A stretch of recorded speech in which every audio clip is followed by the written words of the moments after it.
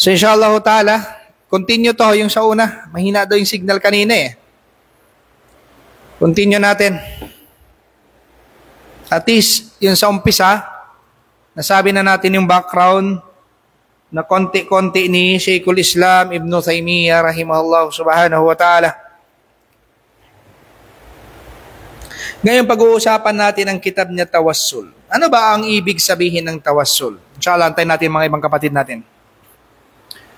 Ano ba ang ibig sabihin ng Tawassul? Itong pag-aaralan natin.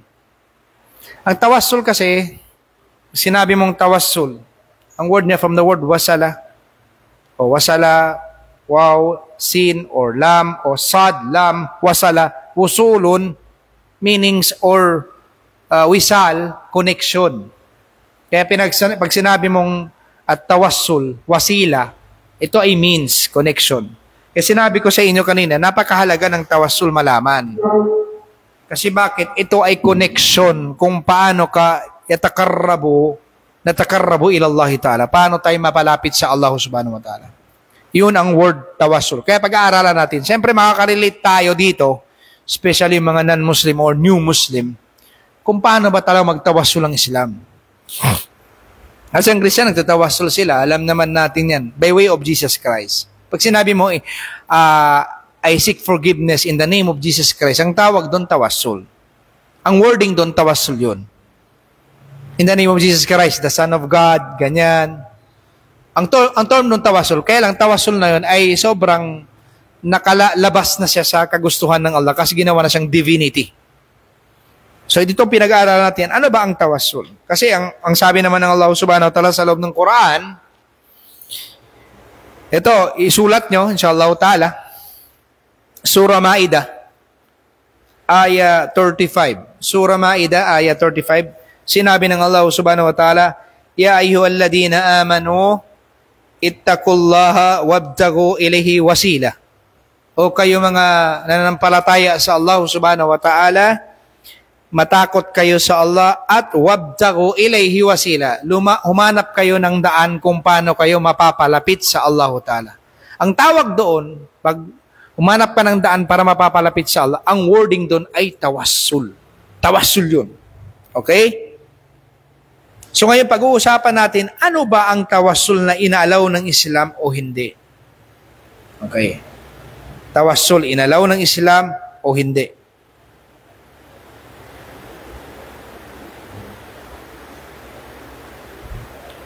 Kasi ang tawassul kasi, ang lafdo ng tawassul sa fi urupis sahaba, sa tradition ng mga sahabat o sa time ng kapanahunan ng sahabat, kanu yasta'malunahu fi hadal ma'na. Naintindihan nila yung ma'na na to. Ito yung kumbaga nag-istimal sila, use nila tong ma'na na to. What tawassulu bid-du'ai. Tawassul sila. Hindi ko na-explain agad sa inyo ng early kasi baka malito kayo eh. Tatawassul sila regarding sa dua, syafa'an ng Propeta Muhammad sallallahu alaihi wasallam, o yung buhay pa siya o yung mamatay siya, syafa'at yun. Yanfa'u ma'al imanu bi, yun ay nagbe-benefit sa kanila pag mayroon kang iman. Amma dunal iman bihi fal kuffar wal munafiq la tughni anhum syafa'atuhu syafi'in fil akhirah. Pero sinasabi dito yung pagfaham ng mga sahabat, kung wala kang iman katulad ng kafir o yung munafiq, hindi yung ibang munafik na sobrang pagka-munafik niya, hindi la tughni anhum syafa'atuhu syafi'in. Yung syafa'at hindi regarding to sa syafa'at, inshallah ta'ala, explain naman natin ang syafa'at. Ayoko mag-jump up kasi pag nag-jump up ako baka malito kayo eh. Kasi minsan kasi ang pattern ng kitab na to, meron na mga dalil dito about sa mga ganito, hindi ko muna itatakil kasi kailangan ko i-chronicles para at least maintindihan nyo. Kasi mahirap kasi pag ngayon nyo palang narinig in details eh. Baka mahirapan tayo, inshallah ta'ala. Okay. Dito muna tayo. Kasi, okay. Fi ma'anit tawassul. Ano bang ibig sabihin ng tawassul? Ang tawassul, makinig kayo ha kapatid. Lafdhu tawassul. Ano ba ang ibig sabihin ng tawassul? Sinabi ko sa inyo, ang ibig sabihin ng tawassul in English, means, way, kaparaanan, daanan. connection, alaka, parang ganon. Means. Sa plural niya, wasail. Pwede siyang ibang term ng Arabic, zari'ah. O plural niya, zara'i. Yun ang ibig sabihin ng tawassul. So, ang tawassul ay, pinag-uusapan natin dito ay, qad yuradu bihi thalathatul umur. Ang tawassul ay, na-mention dito in 3 variants. So, titignan natin dito. Na-mention dito, thalathatul umur, yuradu bihi amran muttafaqun alayhuma bainal muslim. Yung dalawa, ittifaq. Yung meron lang tayong mga taarod, may mga pagka-contradiction dito, yung third na tawassul. Pero yung 1, 2 tawassul, ittifaq ang mga Muslim regarding tawassul. Ibig sabihin, ittifaq, mujma' alay, ittifaqul muslimin. Nagkakaisa ang mga Muslim regarding sa dalawang tawassul. Anong dalawang tawassul nagkakaisa ang mga Muslim? Ito yung tinatawag natin, at-tawassul ahaduhuma huwa aslul iman wal Islam. Ang first tawassul, iisang lahat Muslim, yung tawassul bil Islam wal iman. Ito na sinasabi ko, pag nile-lecture ako sa khutbah man, sa khutbah ni Kaman, sa anong muhadara man, o is ko sinasabi, dapat, especially sa mga balik Islam na ginabayan ng Allah Ta'ala, napakaswerte natin na ginabayan tayo ng Allah. Nandito tayo sa religion Islam. Kasi bakit? Dahil sa Islam, yan ang access mo makakapasok ka sa paraiso. Yun ay term tawassul. Bakit? Kung di Islam, hindi ka makakapasok ng paraiso. So, ganun tayo nagpapasalamat sa Allah Ta'ala sa paggabay niya sa atin. Dahil sa Islam, makakapasok ka ng paraiso. 5, 1 tao. Dahil sa Islam, makakapasok tayo sa paraiso. Dahil sa Islam. Kasi bakit sinabi ng Allah Subhanahu wa Ta'ala, sa araw na to, finerfect ko na sa inyong religion nyo. Yawma akmaltu lakum dinakum wa asmamtu alaykum ni'mati wa raditu lakumul Islam dina. Sa araw na to, this day, I have perfected your religion for you and completed my favor upon you and chosen Islam as your religion. Ithmamuddin. Sa isang ayat, wa may yabtaghi ghayra al-Islam dina fala yuqbala minhu wa fil akhirati minal kasirin. Actually, yung ayat na to napakaganda. Whosoever seek other than Islam. Kaya sinabi ng Allah Ta'ala sa loob ng Quran, di ba? Nahnu nazzalna dhikra wa nahnu lahu lahafidun. Katotohanan, kami ang nagpadala ng Quran. Kami rin ang protect. Alam mo ginawa ng mga asakif dati, mga pari? Dahil gusto nilang sirain ang Islam. Nag-aaral sila ng Arabic. Actually, marami mga non-Muslim nag-aaral ng Arabic. Marunong sa Arabic. Nag-aaral sila ng Arabic. Enable what? To destroy Islam. Magtahrif ba? Ang tahrif ay papalitan mo yung kalima. Alam mo ang ginawa ng mga pari that time na yun? Tinanggal nilang word ghaira. Ghairu means other in Arabic, in English. Kasi ang ayat, wa may yabtaghi ghaira Islami dina. So, tinanggal yan yung tinatawag na ghair. Kasi pag nilagay mo ng ghair, whosoever seek other than Islam. Kasi mayroon word ghair. Ngayon, pag tinanggal ang ghair, ghairu o ghaira, pag tinanggal mo, ang lalabas, wa may yabtaghi Islam dina, fala yuqbala minhu. Whosoever seek a religion Islam, it will not be accepted. One word lang, tatanggalin mo, masisira ng buong Islam. Masisira na. So nakita ng bata, sabi niya, tay, ang Quran mali. Ganyan, may mali. Sabi niya, bakit na mali? Imposible mali ang Quran. Ang Quran ay perfect. So nakita ng anak, ng tatay, nakita nila, may tinanggal ang word khair. May ginawa ang mga non-Muslim, mga pari that time, asakip, mga priest, pinalitan nila yung wording. So, nang pinalitan na yon, sinunog yun ng mga Muslim. Dahil iba ang ginawa nila. Tinanggal ang word khair. Instead, whosoever seek other than Islam, it will not be accepted. Ang lalabas, whosoever seek Islam as your religion, it will never be accepted. So nakita nyo kung paano? So first access natin sa tawassul. At tawassul biwasitatil Islam, biwasitatil iman, ang tawassul ay by means of iman in Islam, naam. Yan ang pinaka-adamut tawassul. Yan ang wabtagu ilayhi sabil. Yan ang means way mo to God through Islam. Before ka pupunta sa Diyos, kailangan tamang religion mo. Kaya nga nangihingi ka ng guidance sa Allah Ta'ala pag ikaw ay maling religion para gabayan ka na sa tamang religion. Yun ang katotohanan. So, yung aslul iman wal Islam, yun ang muttafaqun. Muttafaqun alayhuma. Walang nagko-contradict sa mga Muslim regarding yan. Yan ang tawassul. Ganyan ang tawassul. Pangalawa, wat tawassul bil imanu bi wa ta'atihi. Yung pangalawang tawassul, walang nagko-contradict. Yung tawassul natin ay bil iman. Sa iman natin sa Allah Ta'ala at bita'atihi, pagtaat natin sa Allah at kanyang propeta. Yan ang tawassul.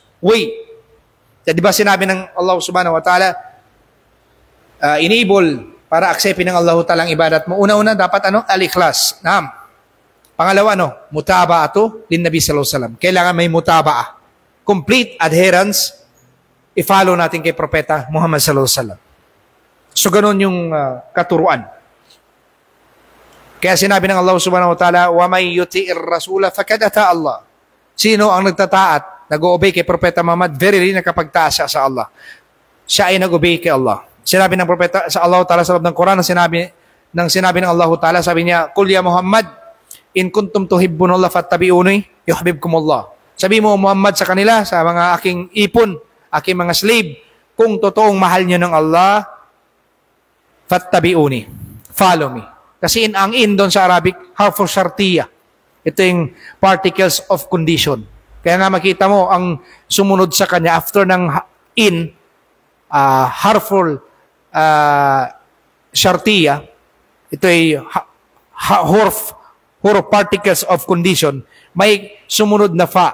Ang fa doon ay jawabu syart.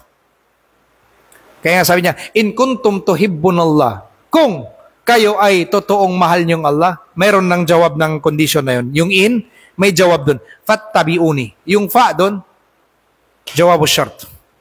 Fattabi'uni. Follow me. Yuhibbukumullah. Mamahalin kayo ng Allah Ta'ala. So, yun ang condition, mga kapatid sa Islam. So, walang debate dito. Regarding aslul iman, aslul Islam, iisa. Iisa tayo. Walang debate dito. Regarding naman sa tawassul natin sa iman natin sa Allah, iman natin kay Propeta Muhammad sallallahu alaihi wasallam at pagtaat natin kay Propeta Muhammad sallallahu alaihi wasallam, walang question din sa pangalawa. Kasi bakit? Sabi ng Propeta Muhammad sallallahu alaihi wasallam, sabi ng Propeta Muhammad sallallahu alaihi wasallam, kullu ummati yadkhuluna al-jannah. Lahat ng umma ko makapasok sa jannah. Illa man aba, except yung ayaw. Sabi ng mga sahaba, wa man ya'ba ya Rasulullah. Sino yung ayaw pumasok sa paraiso, ya Rasulullah? Sino yung tao naggalit, ayaw pumasok sa paraiso? Sabi ng Propeta Muhammad sallallahu alaihi wasallam, man ata'ani dakalal jannah, wa man asani fakad aba. Sino ang mag-obey sa akin, gusto niya pumasok sa paraiso? At sinong magdi-disobey sa akin, ayaw niya pumasok sa paraiso? So, yun ang obedience na tawag mutaba'atul lin Nabi sallallahu alaihi wasallam. Yun ang complete obedience kay Propeta Muhammad sallallahu alaihi wasallam. Kasi ang obedience kay Propeta Muhammad alal itlaq, hindi siya muqayyad. Hindi siya conditional. Kaya sa parman ng Allah Subhanahu wa Ta'ala, kung mayroon kang khiyar o kaya khiyarat o choices ganyan within sa decision ng Propeta Muhammad sallallahu alaihi wasallam, kailangan may follow ang Propeta Muhammad sallallahu alaihi wasallam. Meron nga yan nag-happen one time sa time ni Umar Khattab. May isang lalaki ayaw niya ng hukom ng Propeta Muhammad sallallahu alaihi wasallam. Ayaw niya. Dahil alam niya against sa kanyang hukom na ihuhukom ng Propeta Muhammad sallallahu alaihi wasallam dahil siya ang may kasalanan. Ayaw niya. Pumunta sila sa kahina, ayaw ng isang Muslim. Sabi niya, dito tayo sa kay Propeta Muhammad kasi ito yung hukom na tama. Sabi niya, hindi, ayoko kay Muhammad. Hindi ako niniwala sa kanya. Ganyan-ganyan. Ayaw niya. Tapos nagdaawa siya, Muslim siya. Pero munafik siya. Ayaw niya. Tapos pumunta sila sa kahina, ayaw niya. Ayaw ng isang Muslim. Sabi niya, punta tayo kay Abu Bakar. Pagdating kay Abu Bakar, sinabi niya, Abu Bakar, hindi ba enough sa'yo si Propeta Muhammad? Hindi. Sabi niya, ayoko kay Propeta Muhammad. Iba lang gusto ko. So sabi ni Abu Bakar, kung ang dapat, yan dapat ang Propeta Muhammad sallallahu alaihi wasallam. Pero saan sila pumunta next? Kay Umar Khattab. Pagdating nila doon kay Umar Khattab, sa inyo, Umar Khattab, anong problema? Meron kasi kami problema dito, dalawa, kailangan namin ayusin. Anong problema? So kailangan ganito. Sabi ng isa, ayaw niya kasi kay Propeta Muhammad sallallahu alaihi wasallam. Kaya pumunta kami sa kahina, pumunta kami kay Abu Bakar. Pero ayaw niya kay Propeta Muhammad. So tinanong ni Umar Khattab yung ayaw kay Propeta Muhammad. Ayaw mo talaga kay Propeta Muhammad? Sabi niya, ayaw ko. Bakit? Ikaw na lang, Umar. Ano mo kami? I-judge mo kami. Sabi ni Umar Khattab, ayaw mo talaga kay Propeta Muhammad? Ayaw ko. Sabi ni Umar Khattab, antayin mo ako. Pasok ako sa kwarto, babalik ako. Paglabas ni Umar Khattab, may dalang sword, pinatay siya ni Umar Khattab. Bakit? Ayaw niya kay Propeta Muhammad. Kasi sinabi ng Allah subhanahu wa ta'ala, sa farman na yun, walang iman by your Lord o Muhammad. Walang iman ang sino man sa inyo hanggang ang lahat ng arguments nyo, yung tashajara, ibig sabihin yung magkaroon kayo ng arguments, mayroon kayong tanazo, ibig sabihin niza, mayroon kayong conflict, walang iman sa inyo kung hindi nyo i-refer kay Propeta Muhammad sallallahu alaihi wasallam. Sinabi ng Allah subhanahu wa ta'ala, yung sa verses ng Allah ta'ala, yung pinagtanggol si Umar Khattab, sabi niya, walang faith, by Allah, walang faith ang mga sino sa inyo, hanggang sa kayo ay maghuhukom according sa kagustuhan ng Propeta Muhammad sallallahu alaihi wasallam. Kaya sinabi ko sa inyo, ang pag-obey kay Propeta Muhammad sallallahu alaihi wasallam, alal itlaq, absolute obedience. Hindi siya obedience ng tinatawag na conditional. Hindi ganon. Okay? Ito yung pangalawang form ng tawassul.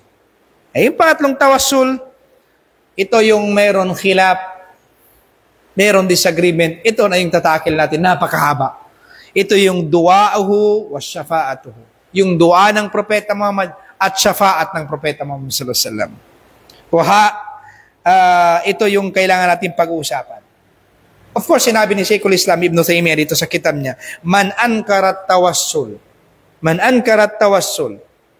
bihi bi ahadi hadaini ma'nayin fahuwa kafir murtaddun yustatabu fa in taba illa qutil murtaddan walakin at-tawassul bil iman bih wa ta'atihi wa asluddin wa hadha al-ma'lum bil idtirar min dinil Islam lil khassa wal 'am. So sabi ni Sheikhul Islam Ibn Taymiyyah, sino mga mag-angkar, iksin ang angkar, dinidinay niya, sino man ang nag-deny sa dalawa na to, anong dalawa i-deny niya? Yung aslul iman, al-Islam. I-deny niya tong Islam at saka iman, at yung tawassul na pag-obey kay Propeta Muhammad sallallahu alaihi wasallam, na absolute obedience kay Propeta Muhammad sallallahu alaihi wasallam, dalawa to i-deny niya, siya ay mabiging kafir, murtad. Yustatabo, hihingan siya ng chance, bibigyan siya ng chance para magbago. Kung mayroon khilaf,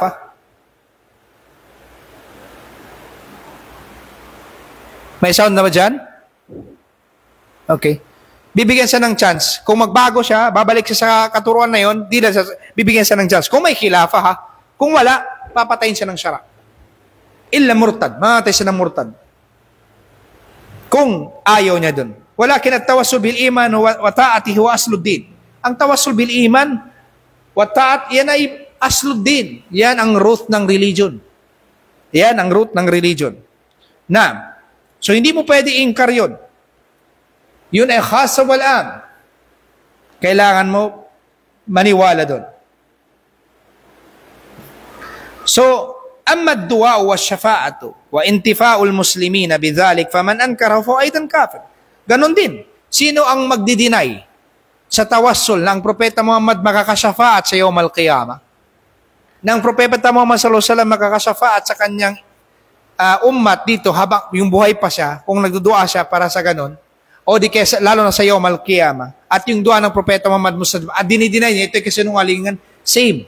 Siya din ay nakapagmurtad, nakapagkufor ng malaki. Yun ang purpose ng kitab na to, para ipaalam sa atin ang katotohanan. Faman ankarahu fa huwa aidan kafir, walakin hadal akhfa min alwal. Ito ay tinatawag akhfa min awwal, ibig sabihin mas nakatago kaysa una. Kailangan talaga i-clarify yung sa pangalawa na to, regarding sa syafaat at dua ng Propeta Muhammad sallallahu alaihi wasallam. Pero pag dininay mo talaga ang Propeta Muhammad, hindi siya makasyafaat sa yawmal qiyamah, wala siyang magawa, walang ganito, hindi mo sadyap ang dua ng Propeta Muhammad sallallahu alaihi wasallam, katong yun ang pinanindigan mo, ay ikaw ay kafir, murtad. Sabi ni Sheikh, faman ankarahu an jahli urrifa dalik. Pero pag ikaw ay nag-ingkar ka, pero ignorance ka. Nag-ingkar ka pero ignorance ka. Wala kang alam. Nag-ingkar ka lang dahil hindi naman napaalam sa'yo. Kasi magkaiba kasing alim at saka jahil eh. Tulad ng sinabi ni Sheikhul Islam Ibn Taymiyyah, ang isang alim, ang jahil, pag nakagawa siya ng bid'ah, kinig kayo ha, sabi ni Ibn Taymiyyah, na-mention din ni Sheikhul Islam Uthaymin, rahimahullahu ta'ala, sa kitab niya Qaulul Mufid ala Kitab Tawhid, ang jahil, pag nakagawa siya ng bid'ah, at ang bid'ah na gawa niya bihusnil maqsid, ang intention niya ay mabuti, pero walang nagturo sa kanya. Walang nagturo sa kanya, ito yung dapat, ganito dapat, ay bawal yan, ganito. Walang nagturo sa kanya ng wadih. Maliwanag talaga. Siya ay bibigyan ng Allah exception. Ang dinalil ni Ibn Taymiyyah dito, sa time na hindi pa naturo ni Propeta Muhammad sallallahu alaihi wasallam ang kayfiya ng tayammum kay Ammar ibn Yasir. Bakit? Sa time si Ammar ibn Yasir, nagkaroon sila nasa loob siya ng junub, wala sila matagpuan na tubig, ni Umar Khattab. Hindi pa naturo ni Propeta Muhammad sallallahu alaihi wasallam ang kayfiya ng wudu. Anong ginawa ni Ibn Yasir? Naggulong-gulong siya sa das. Naggulong-gulong siya sa desert. Tapos nagsala siya. Hindi pa naturo yung kayfiya, yung gaganyan ka lang sa kamay, tapos ganyan. Hindi pa naturo sa kanya. Naggulong-gulong siya. Naggulong-gulong siya sa das, ganyan. So, si Umar Khattab, hindi naman siya nagsala, naghanap siya talaga ng tubig. Nang naghanap si Umar Khattab ng tubig, saka siya naligo ng junub, tapos nagsala siya. Anong nangyari? Nang dumating kay Propeta Muhammad sallallahu alaihi wasallam, ang sabi ni Propeta Muhammad sallallahu alaihi wasallam, Ya Ammar, ikaw ay bibigyan ng Allah ng 2 reward. Bakit? Mali ka man, may 2 kang reward. Bakit? Kasi hinanap mo yung katotohanan, akala mo ganito tama, nagpagulong-gulong ka, mayroon kang reward. Sa pag-ijtihad mo, sa gawain mo. Ikaw naman, Umar, sabi ni Umar ng Propeta Muhammad sallallahu alaihi wasallam, Ya Umar, asabta sunnah, tumama ka sa sunnah. So sabi ni Sheikhul Islam Ibn Taymiyyah, pag ikaw ay nagagawa ng bid'ah, dahil lack of knowledge, wala talang madrasa, walang magturo sa iyo, ganito, lack of taamul sa mga sheikh, at saka madrasa na matataas para malaman mo, dahil walang access. Bihusnil maqsid, ang maksud mo ay mabuti, mabibilang yung ginawa mo ay ibadah. Pero pag ikaw ay alim, ito pag ikaw ay gumaalim, alim ka, magaling ka, nasa sobrang galing mo, at gumawa ka ng bid'ah, kahit istihsan pa yan, kahit nasa isip mo, ikakabuti to, maganda to, itong ara ko, itong rai ko, mabibilang pa rin sa bid'ah kasi sheikh ka. Alam mo so hindi ka pwede mag-imbento. Hindi naman tayo na mujtahid, na parang magkaroon ng exception pag mujtahid ka. Kung mayroon silang nag-ijtihad sila, at yung ijtihad nila na muwafaq, nag-agree at saka Quran and Sunnah, magkakaroon sila ng reward. Pero pag nag-contradict dahil yun ang hindi ni sinasadya, dahil mujtahid sila, magkakaroon pa sila ng reward. Sabi ng Propeta Muhammad sallallahu alaihi wasallam, dahil hindi naman in-against nila yung Quran na intentionally, mutaammid, hindi naman ganon. Pero nagkamali lang sila sa pag-istad dahil mujtahid sila. Bibigyan pa rin sila ng Allah ng reward. Yun ang mga daraja ng mujtahid. Okay? Pero pag nagmuwafak sila at saka Quran at saka Sunnah, mas double ang reward nila. Yan sinabi ni Propeta Muhammad sa hadith sa Sahih Bukhari. Inshallah ta'ala, doon yung umpisa natin sa word tawassul. Hindi na ako masyado magpapahaba. Inshallah next time, next session tayo. Dito na tayo sa ending Sa umpisa pa lang tayo yan, Diyan pa lang tayo sa umpisa. Okay? Diyan pa lang tayo sa umpisa ng tawassul na yan. Inshallah ta'ala. Okay. Diyan pa lang tayo sa umpisa. So, para malaman natin ano yung tawassul. Uulitin ko, ang tawassul ay means. Pag sinabi mong tawassul, aslul Islam wal iman, ito yung jawhar, ito yung core, ito yung root ng lahat. Pag walang Islam, walang iman, walang Jannah. Kasi bakit? Unable to enter Jannah, kailangan mo makuha muna ang pleasure at mercy ng Allah. Kung walang pleasure at mercy ng Allah, walang Jannah. So, true Islam, true iman, makukuha natin ang pleasure at mercy ng Allah. In that way, makakapasok tayo ng Jannah. Pagkatuloy mo, pagkila mo 100 pesos pagkaan mo dito. Okay na. Pwede ka mo pang. Yun ang importante. Yung pangalawang tawassul, ito yung walang pagkila pa mawala, muttafaqun alayhima. Muttafaqun alayhima. Regarding dito, yung tawassul na tinatawag natin al-ta'atu li Rasulillah sallallahu alaihi wasallam wal imanu bih. Yung pag-iman natin kay Propeta Muhammad sallallahu alaihi wasallam. Alal-itlaq, walang condition. Kaya makita nyo sa ayat ng Allah subhanahu wa ta'ala, ati'ullaha wa ati'ur Rasul. Bakit pagdating doon sa umara, sa leader, o sa ulama, ang sinabi ng Allah, wa ulul amri minkum. Pag nang una, atiullah, Suratul Nisa, wa atiur Rasulah. Mag-obey kayo kay Allah at mag-obey kayo kay Propeta Muhammad. Pagdating sa umara, wa ulul amri minkum. Kasi bakit? Sabi ng mga ulama, yung obedience sa Allah, alal itlaq. Tapos, wa atiur Rasulah, mudaf ilay, mudaf doon, connected doon, naka-annex doon, after ng mo, obedience mo sa Allah, ang obedience mo kay Propeta Muhammad, similarly, absolute. Kasi bakit ang Propeta Muhammad, wa mayantiku anil hawa, in huwa illa wahyun yuha. Hindi siya gumagawa-gawa ng kwento, hindi siya nagsasalita ng sarili niyang desire, ito lamang ay wahi, revelation galing sa Allah. So, kung pinasinungalingan mo ang Propeta Muhammad sallallahu alaihi wasallam, parang pinasinungalingan mo ang Allah Ta'ala.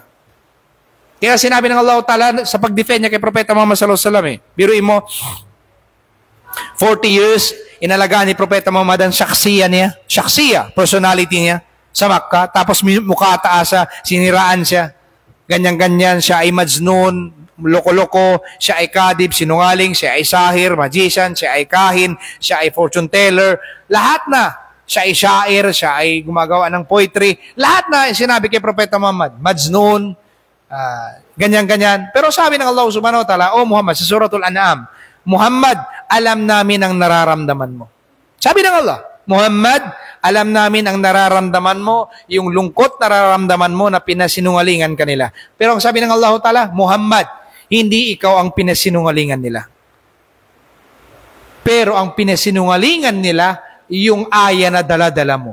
So meaning, personally, hindi naman nila pinasinungalingan ng Propeta Muhammad. Ang pinasinungalingan nila, yung sinasabi ng Propeta Muhammad. Yun ang aya. Ganon din sa pagdawa. Hindi, pag pinasinungalingan ka, hindi ka pinasinungalingan na personal, ikaw yan. Ng uncle mo, ng auntie mo kung Muslim ka. Pero ang pinasinungalingan nila, yung dala-dala mong aya na sinasabi mo. At dahil doon, kung yun ang tama na sinasabi mo, doon sila i-question sa kabilang buhay. Ang makakaharap nila, ang Allah subhanahu wa ta'ala. So inshallah ta'ala, naintindihan nyo na. So ngayon, inshallah ta'ala, umpisa na tayo sa tawassul, live tayo. Kasi sabi kanina na nalulungkot naman ako sa mga kapatid natin, mga new Muslim, di marunong magtausog. Sheikh, bakit tausog yung ano mo sa sira? So, hindi ako nakapagtagalog. So, ngayon, inshallah, mabigyan ko rin kayo ng importansya. Mabigyan ko rin kayo, makashare din ako sa mga da'iya, duats, sa pagdawa ng Tagalog. Dahil ang dawa ko naman, actually, nagdadawa ko mga kapatid, 2014 pa. Itong page na Sheikh Omar Kong, 2014 pa to.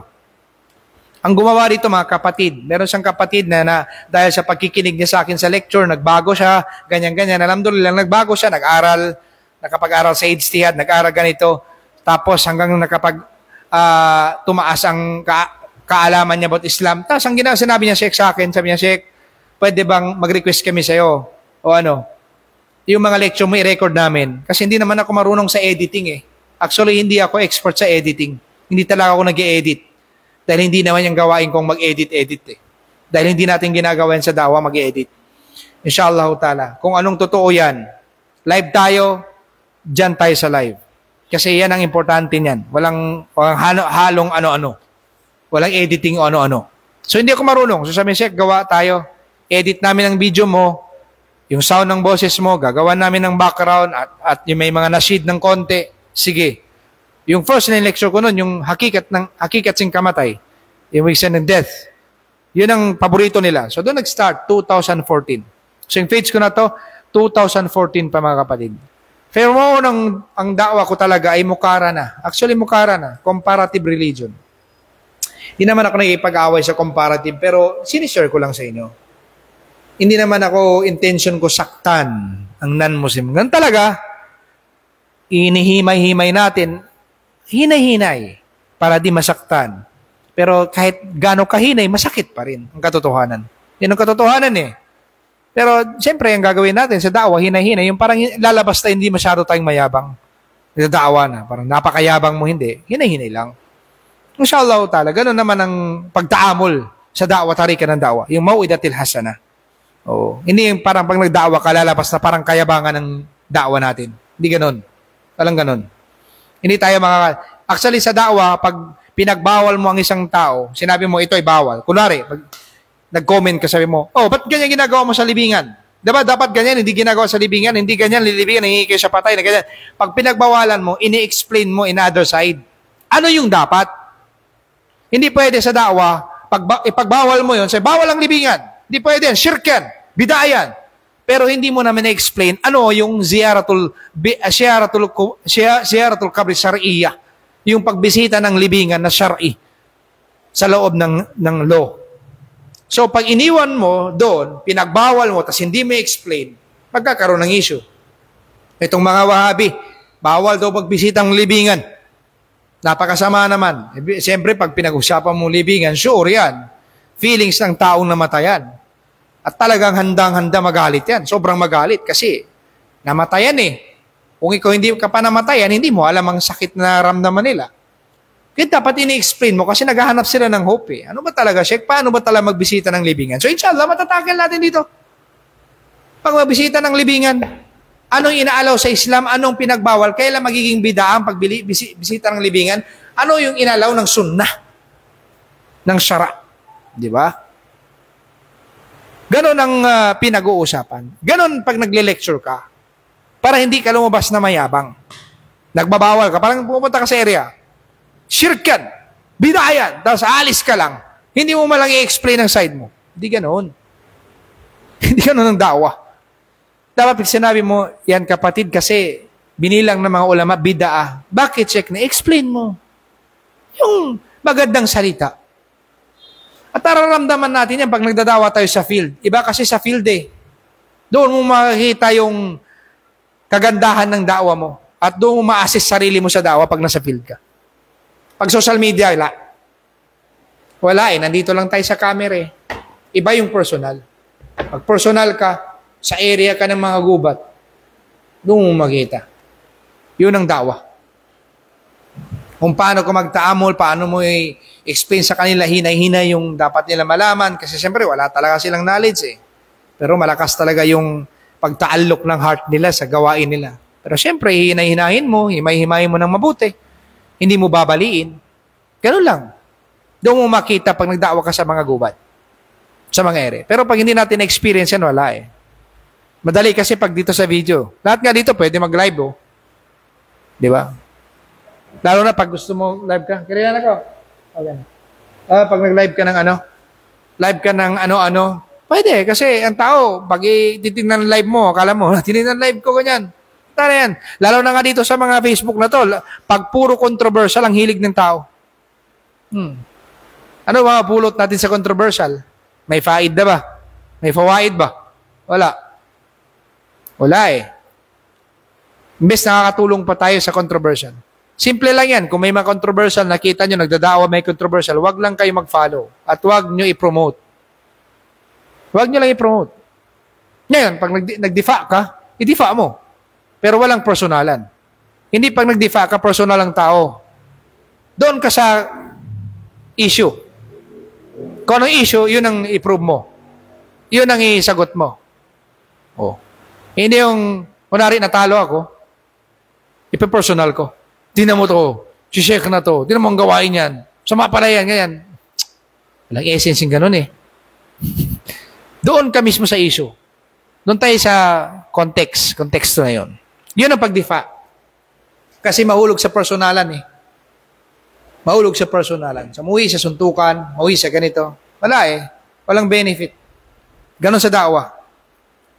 Kung nari may nagsabi ang Sheikh, sinasabihin niya, mali kasi ang paraan niya ganito. Anong dalil mo i-present mo? Oh, present ng Sheikh ang dalil niya. Okay. Anong ganito? Anong paraan ganito? Hindi pwede yung hindi ganon ang isi-check mo. Na tinan mo yung Sheikh na yun, ganyan ang gawa yan, tinan mo ganyan, tapos hahanapan mo ng mali sa Facebook, hindi ganoon. Hindi yan pagdawang ganyan. Hindi yan dawa. Yan lang masasabi ko. Ganon lang yan kasimple. Kaya minsan nakikita mo, ang daming iba nagdadaawa na ganyan, kasi wala eh. Tinatangkilik eh. Pag tinatangkilik kasi ganyan, nangyayari. Kasi mahilig ang tao, hindi ko nilalata, mahilig magmarites. Walang benefit sa ganun eh. Wala eh. Puro, ang ending nun, wala eh. Makukulang tayo ng ano. At saka, ang tunay na follower, para sa akin ha, ang tunay na follower, concern sa nagdadawa. Sa dawa, ganun. Ng tunay na follower, concern sa nagdaawa, sasabihin, Sheikh, huwag ka na pumatol, ganyan, kasi nakakasira sa ano mo, dapat patient ka lang. Yan ang mga follower. Dapat ganyan ang follower sa dawa. Sheikh, huwag ka pumatol kasi masasayang ang dawa mo. Masasayang ang ganyan, huwag mo patulan kasi baka manaig ang syaitan. Yan ang tunay na follower, may pagmamahal. Pero pag yung follower ang ginagawa, naghahanap ng kamalian ng isa tapos magsusumbong, papag-awayin, nakakatawa. Nakakatawa ganyan follower. Kung hindi na ako magsasalita, pero pag makita mo yung klase ng ibada niya, parang ibadang hindi mo na maintindihan. Di ba? Hindi mo maintindihan ng klaseng ibada. Na nag-iibada ba talaga o parang ibada na parang laro-laro lang? Kasi wala eh. Ang hinahanap, puro ano eh. Parang naghahanap ng way kung paano mapag-away. Di ganon. Di ganon ang gawain ng mga salaf. Yun ang tunay na follower. May concern. Kung ikaw, gusto mo ba magkaroon ng follower pero ang follower mo lahat puro wala namang, ang ginagawa puro away ang hilig, puro marites ang hilig, puro controversial. Di ba? Ganon dapat. Hindi ka ayaw mo ng follower ganon. Kahit konti lang follower mo basta sincere. Yun ang importante. Kasi kailangan mo i-remain eh. Kahit daiya ka, i-remain ka. Sheikh, tama. Huwag ka magpadala sa emotion mo. Sheikh, mali yun. Huwag mo patulan. Kasi masasayang ang daawa mo eh. Kasi haaya mo bang syaitan, matalo ka, masira ang dawa mo. Huwag. Ganon. Dapat ang follower. Parang ganon ang kapatiran. Pero pag ang ginagawa, Sheikh, nandito na naman, tirahin mo, banatan mo. Iba yun. Iba yun. Tirahin mo, banatan mo. Ganito, gawan mo ganyan. Wala eh. Mahirap yung ganong klaseng follower. Parang kaibigan lang yan eh. Parang kaibigan mo, parang pagkaharap mo. No, inaway ka man, di ka to lumaban. Nagkaganunin ka. Ha? No, kung ako ganun, bro, anuin ko yun. Ang tapang-tapang mo pa naman. Ganun. Ganun kaibigan. Pero pag sa likod mo sinasabi yan, ano yung ginagawa niya? Parang sinasabi niya, ano ba yan? Uto-uto. Nagikinig sa amin. Ganon. Sa tausok, pag sinasabi niya, na, di ko mag-ato. Ato iba. O sa to, nanalaw, nagkangi-ingi ni Mekad. Parang ganon.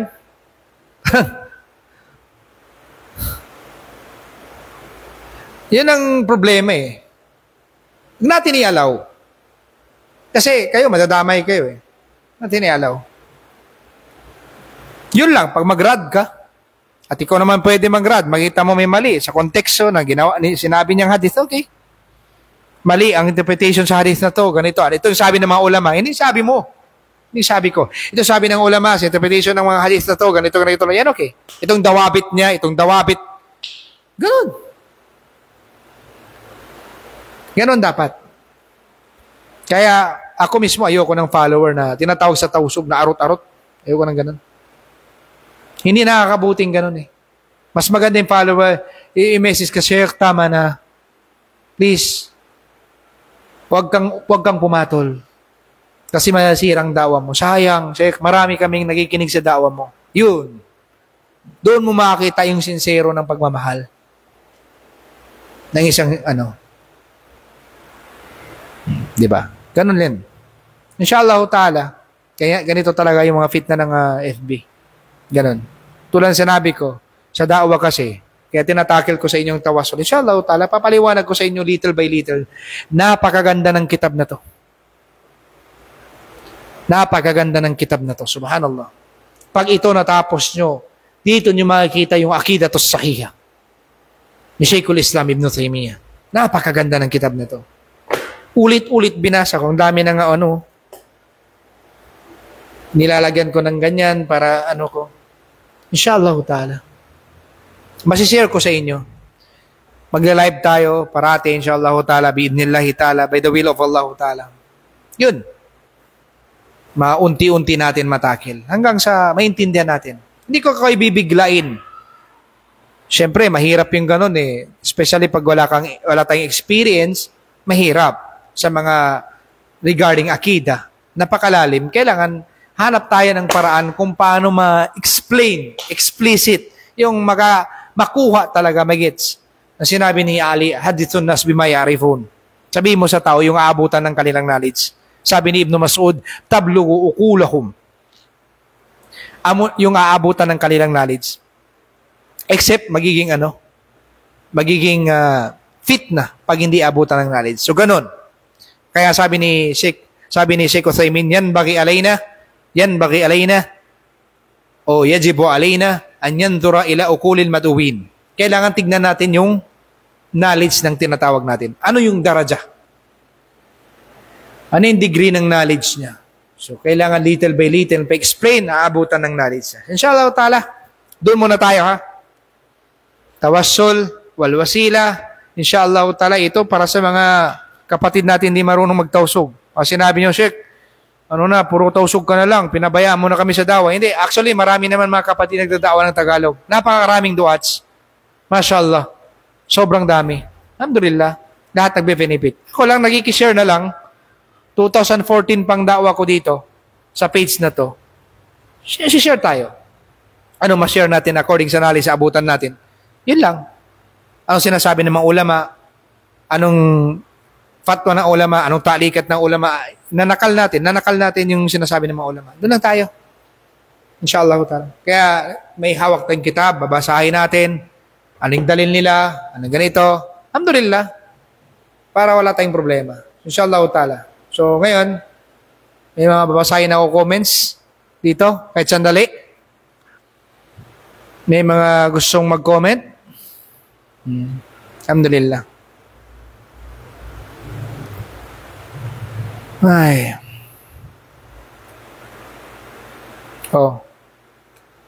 Assalamualaikum. Oy, assalamualaikum kay Nur. Samon Nur. Mashallah. Salamon. Assalamualaikum jihada. Inda. Assalamualaikum. Salam ka sila sa kanyo. So inshallah ta'ala, kung may meron kayong mga dito, inshallah ta'ala.